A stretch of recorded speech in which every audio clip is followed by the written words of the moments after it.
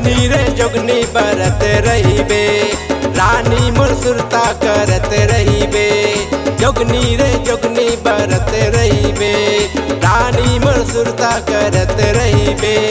चंदा बरोबर तो चेहरा है रानी,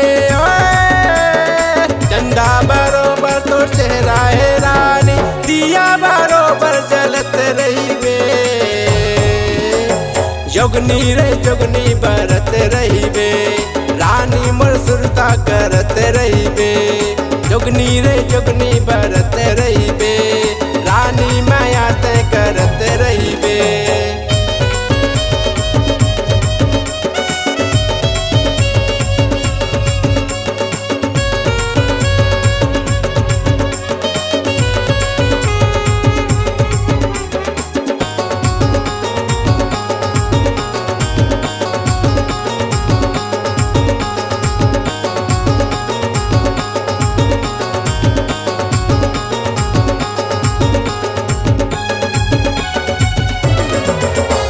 जा रे ते चंदा पिया घर जाना, रटा जोहत होई तोरे दीवाना।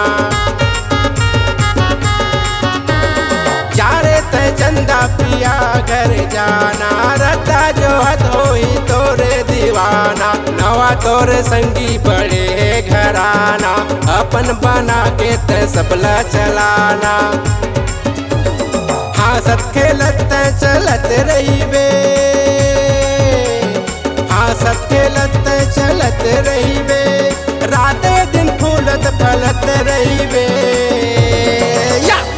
जोगनी रे जोगनी बरत रहीबे, रानी मोर सुरता करत रहीबे। जोगनी रे जोगनी बरत रहीबे, रानी मोर सुरता करत रहीबे।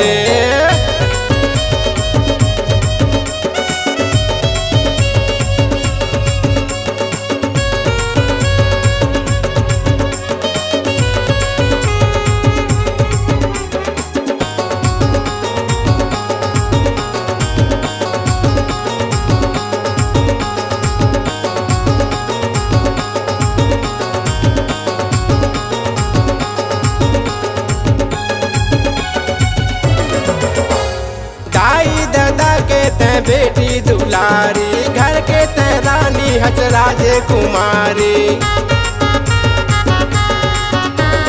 दाई दादा के ते बेटी दुलारी, घर के ते रानी हज राजकुमारी।